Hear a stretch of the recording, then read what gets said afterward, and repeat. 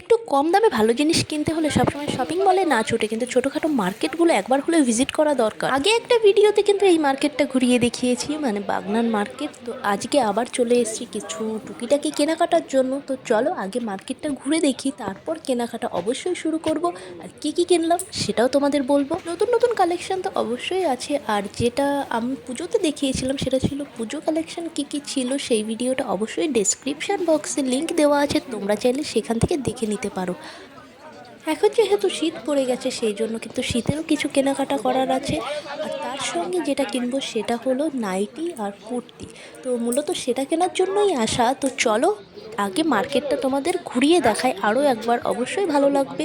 তাদের কেনাকাটা তো চলতেই থাকবে, শুধুমাত্র কোনো অকেশানে কিনবো সেটা নয়, অকেশান ছাড়াও আমাদের অনেক কিছুই লাগে। তো সেই জন্য টুকিটাকি কেনাকাটা তো চলতেই থাকে। হয়তো শপিং মলে গিয়ে অনেক সময় অনেক কিছু আমাদের ভালো লাগে কিনেও ফেলি, কিন্তু ছোটোখাটো মার্কেটে যাওয়াও কিন্তু দরকার, কারণ একটু কম দামে ভালো জিনিস সবারই ভালো লাগবে। এদিকে চোখে পড়লো যে শীত পড়তে না পড়তে শীতের কালেকশনও কিছু এখানে রাখা ছিল। আজকে আমার টুকিটাকি কেনাকাটা বলতে ছিল বাড়িতে পরার জন্য নাইটি। তো এখান থেকে 3টে নাইটি নিয়েছি আর নিয়েছি একটা কুর্তি। যেটা বললাম 150 টাকাতেও কিন্তু এখানে কুর্তি পাওয়া যায়। তো 150 টাকাতে একটা বাড়িতে সবসময় পরার জন্য একটা কুর্তি নিলাম। কেনাকাটা শেষ করে এবার ঢুকলাম একটা ব্যাগের দোকানে, কারণ এখান থেকে একটা ব্যাগ নেওয়ার ছিল। তো ব্যাগ নিয়ে এবার বেরিয়ে পড়লাম বাড়ির উদ্দেশ্যে। আর এই হলো আমাদের বাগনান মার্কেট, যেটা হাওড়াতে অবস্থিত। হাওড়া থেকে বাগনান স্টেশনের অপর দিকেই অবস্থিত এই বাগনান মার্কেট। তো দেখা হচ্ছে অন্য কোনো ভিডিওতে।